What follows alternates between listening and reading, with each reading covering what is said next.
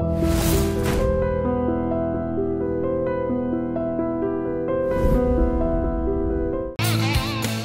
Public అటు రైతు సమస్యలు కూడా పరిష్కారం కాలేదని మీరు ఉద్యమం చేస్తున్నారు. అలాగే తెలంగాణలో ప్రాజెక్టుల నిర్మాణంలోకి సంబంధించి రీడిజైన్ల పేరుతో వేల కోట్లు పక్కదారి పడుతున్నాయి, అవినీతి జరుగుతోంది అనే ఆరోపణలు కూడా వినిపిస్తున్నాయి. దాని గురించి మీరేమంటారు? చాలా వరకు అది వాస్తవమే.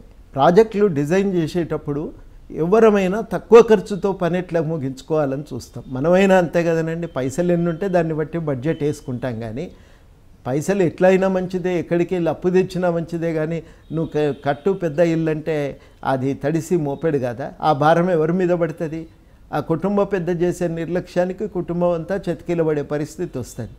సరిగ్గా అదే రకమైనటువంటి పరిస్థితి ఇలా రాష్ట్ర ప్రభుత్వం తీసుకొస్తున్నది. ఈ దీంతో జరిగేది ఏంటంటే విపరీతంగా అప్పులు చేస్తారు. మరి రేపటి దినాన బడ్జెట్ అంతా కూడా అప్పులు కట్టడానికే సరిపోదు.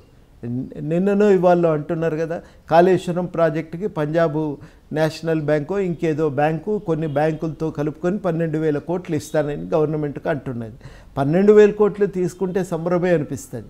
కానీ 12,000 కోట్లు రేపు కట్టాలి కదా. తర్వాత నువ్వు ప్రాజెక్టు సరిగ్గా డిజైన్ చేయకపోతే, డిజైన్ చేయకుండా తొందరపాటున కడితే ఖర్చు విపరీతంగా అయిపోతుంది. మరి ఖర్చు విపరీతంగా అయిపోతే దాన్ని నిర్వహణ సామర్థ్య ఖర్చులు ఎవరు భరించాలి? రేపటి దినాన మొత్తం బడ్జెట్ నిర్వహణ ఖర్చులకే పోతే అభివృద్ధికి ఏం పైసలు మిగులుతాయి? ఇవి మాకు ఇప్పుడు మీకు ఒక ఉదాహరణ చెప్తా. గవర్నమెంట్ ఏమన్నదండి, మేము ఎల్లంపల్లి కాడికి వెళ్ళి మిడ్మానేరుకు నీళ్ళు తెచ్చి మిడ్మానేరుకి వెళ్ళి నీళ్లను మల్లన్న సాగర్కు తీసుకుపోతాం. మల్లన్న సాగర్కి వెళ్ళి మళ్ళీ నీళ్ళని ఎక్కడికి తీసుకుపోతారు? మేము అక్కడి నుంచి నిజాం సాగర్, అక్కడి నుంచి మళ్ళీ మేము ఎస్ఆర్ఎస్పికి తీసుకుపోతామన్నారు. ఇప్పుడు గవర్నమెంట్ ఏమంటుంది? మేము మిడ్మానేర్ నుంచే ఎస్ఆర్ఎస్పికి నీళ్ళు తీసుకుపోతామంటుంది. ఇప్పుడు 2 ప్రశ్నలు తలెత్తుతున్నాయి.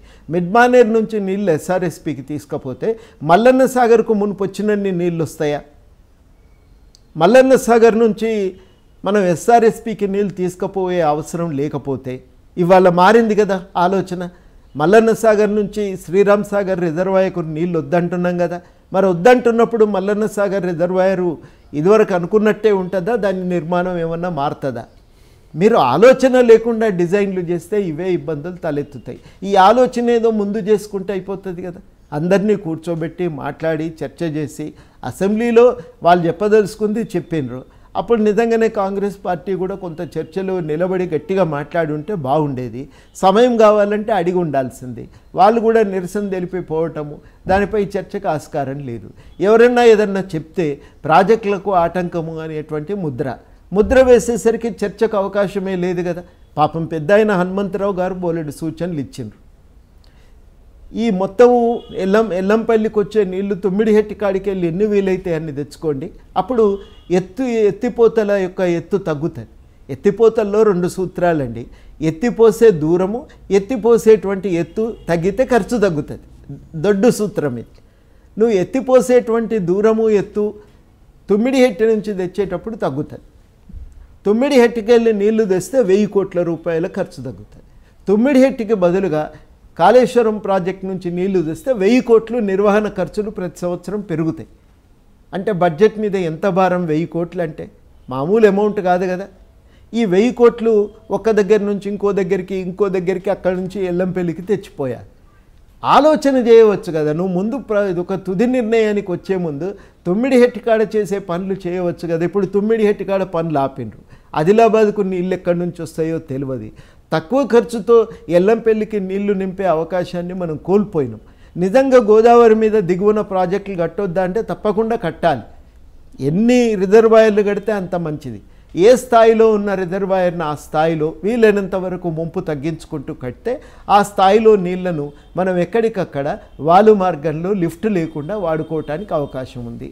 దిగువన ఇచ్చంపల్లి దగ్గర కూడా ముంపు లేకుండా మనము చిన్న రిజర్వాయర్ కట్టుకుంటే ఆ నీళ్లను వరంగల్కి, ఆ పైన ఇంకా దిగువన గోదావరి మీద ఇంకో రిజర్వాయర్ కడితే ఆ నీళ్లను ముంపు లేకుండా కట్టుకొని నల్గొండకు తర్వాత వరంగల్ రూరల్ జిల్లాకు మనం నీళ్లు సప్లై చేయొచ్చు.